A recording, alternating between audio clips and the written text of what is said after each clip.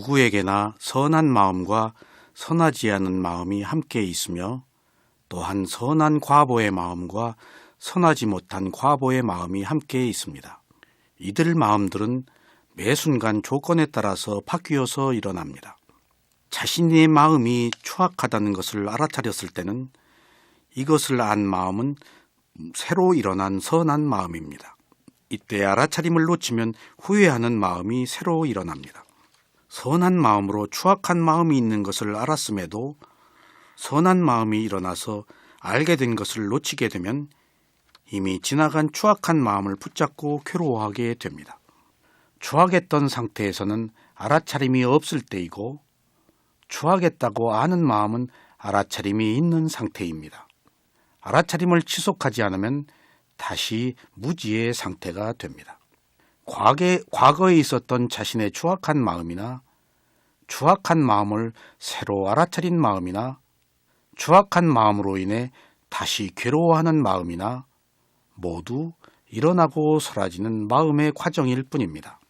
이것들은 그 순간의 마음들이지 나의 마음이 아닙니다. 추악한 마음이 내 마음이라고 생각해서 괴로운 것입니다.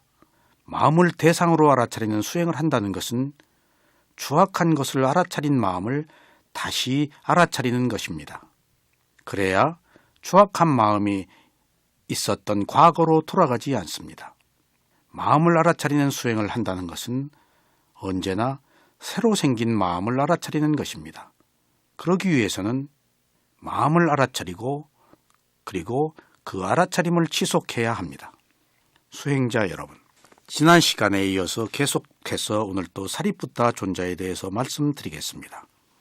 부처님께서는 33천에 임하여 마야 부인을 위시한 천인들에게 아비담마를 설하셨습니다. 그때 부처님은 채석의 보좌에 열애의 표상으로 만들어 놓고 그로 하여금 계속 법문을 하게 하고 히말라야의 아노 아따 호수로 매일 내려오셔서 목욕을 하시고 쉬시곤 했습니다.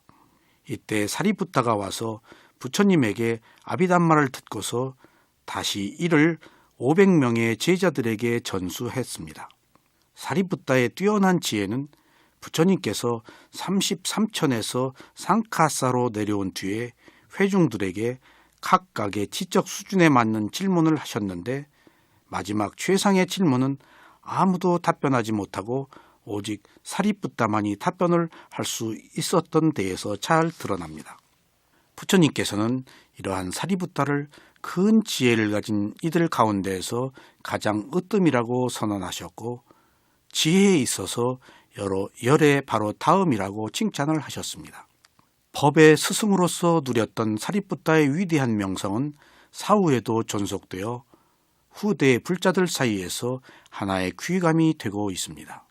밀란다 왕문경에서 밀란다 왕은 나가세나 존자를 사리푸타 존자와 비교하여 이렇게 말하고 있습니다. 우리 부처님 문화에서 법의 사령관 사리푸타 존자를 제외하고는 존자만큼 질문에 잘 대답하는 사람은 없었습니다. 사리푸타는 제자를 가르칠 때에도 한량없는 인내심을 보여주었습니다. 그는 제자들이 수다원가를 성취할 때까지 100번이고 1000번이고 계속 일깨워서 가르치곤 하셨습니다. 그런 다음에라야 그는 새 제자를 받아들였습니다. 그의 가르침을 충실히 따라 아라한과를 성취한 이는 수를 헤아릴 수도 없이 많습니다. 사리푸타 존자는 지혜만 뛰어난 것이 아니라 한량없는 자비심을 가졌습니다. 또한 가난하고 불쌍한 사람들을 돕는데도 으뜸이셨습니다. 로사카 본생경에 따르면 어느 날 사와띠 시내를 탁발하다가 남의 집 하수도에서 밥알을 주워 먹는 로사카 띠사를 보고 매우 불쌍히 여겨서 그를 승원에 데리고 와 손수 목욕을 시키고 출가를 시켰습니다. 가란디아 본생경에 따르면 사리푸타는 대상을 가리지 않고 어부와 낚시꾼처럼 생계 때문에 도저히 오개를 지킬 수 없는 사람들에게까지도 오개를 주어서 바른 도로 인도하려고 노력하셨습니다. 존자는 또한 설법에 있어서도 누구보다 으뜸이었습니다. 임종의 병상에 누워있던 아나타 빈티카에게 심오한 설법을 하였고 존자의 설법에 감동한 아나카 빈티가는 눈물을 흘리며 이에 견줄 만한 법문은 들어본 적이 없노라고 고백하기도 했습니다. 사리푸타 존자는 또한 한 번 결의한 것은 두 번 다시 행하지 않았다고 합니다. 어느 때 신자들이 비구들을 위해 과자를 가져왔는데 같이 있던 젊은 비구가 탁발을 나가 그 자리에 없었으므로 신자들은 그 비구를 위해 남겨놓은 여분의 과자마저 존자에게 드시게 했습니다. 그때 젊은 비구가 돌아와서 자기 몫에 과자가 없어진 것을 알고 불평을 하였습니다. 사리푸타 존자는 무안하여 두 번 다시 그 과자를 입에 대지 않겠다고 선언하였습니다.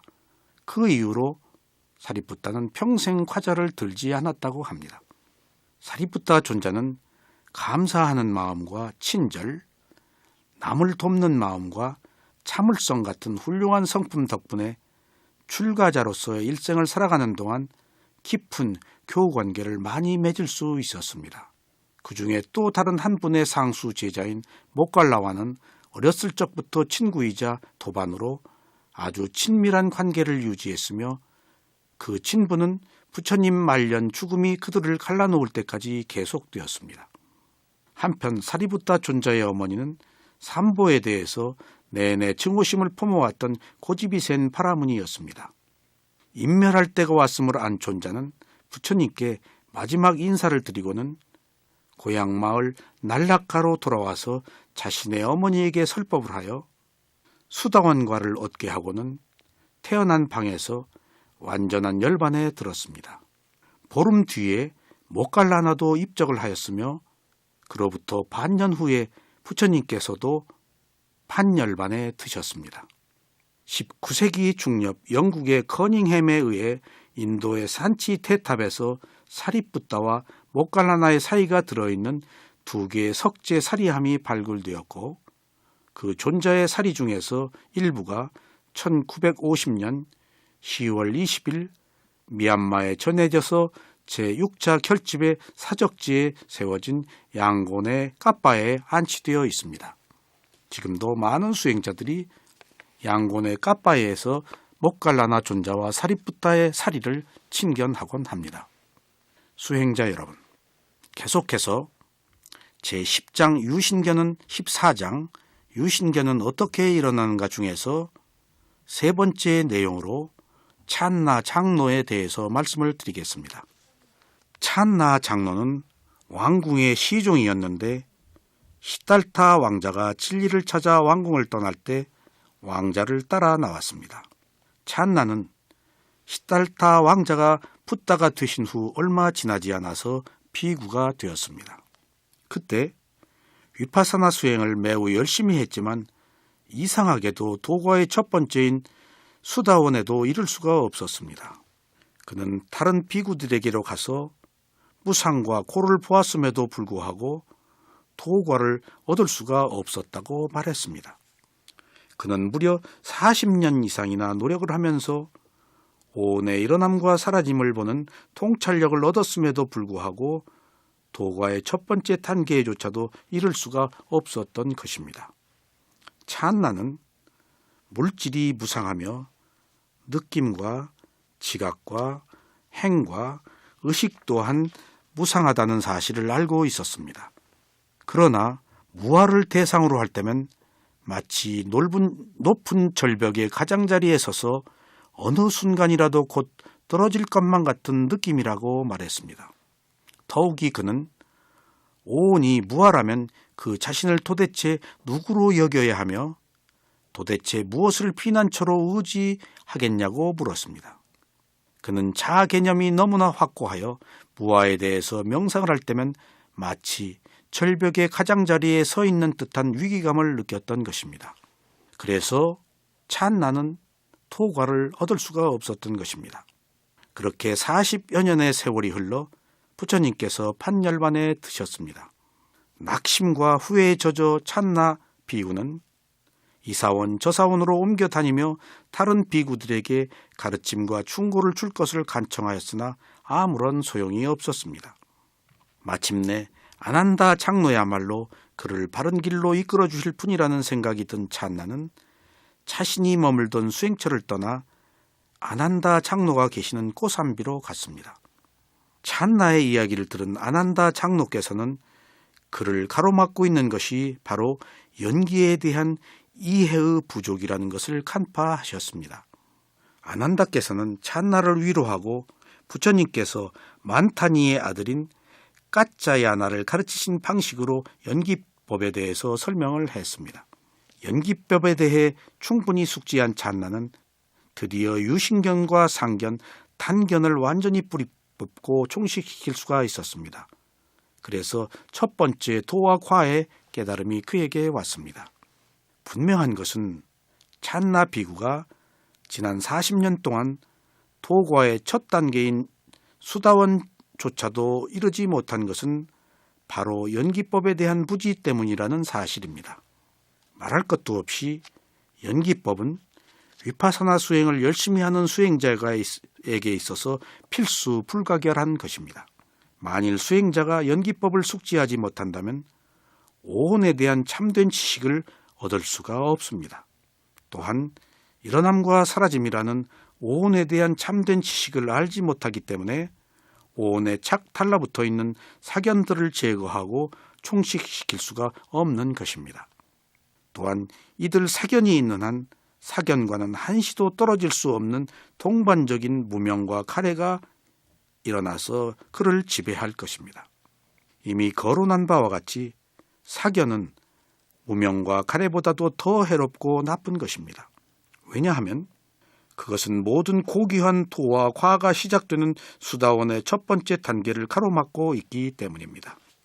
더욱이 사견은 사학도로 가는 가장 확실한 토양이 됩니다. 그러나 가래는 좋은 세계로 가는 것을 가로막지 않습니다.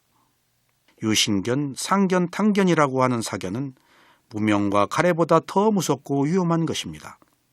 왜냐하면 모든 무명과 가래가 사학도로 떨어질 위험을 초래하는 것은 아니기 때문입니다. 아라한의 도를 얻어야만 무명을 완전히 뿌리 뽑고 종식시킬 수 있는 반면에 가래는 그보다 낮은 단계에서 뿌리 뽑을 수 있습니다. 무명이 있을지라도 아라한보다 낮은 3단계의 토와 과는 얻을 수가 있는 것입니다.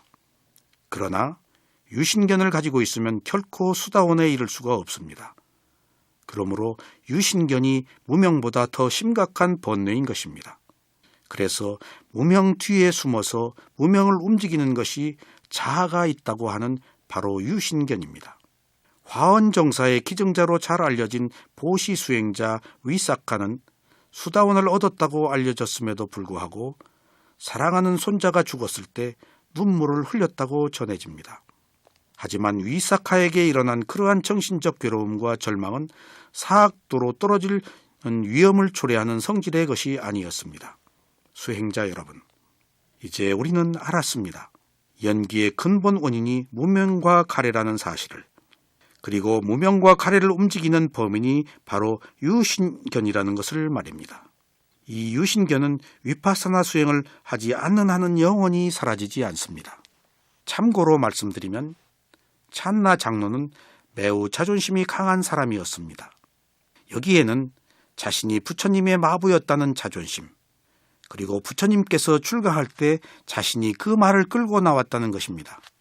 바로 이러한 찬나의 암한심을 아신 부처님께서는 제자들에게 찬나에게 말을 걸지 말라고 말씀하셨습니다. 그래서 제자들이 찬나가 말을 걸어도 대꾸를 하지 않았습니다.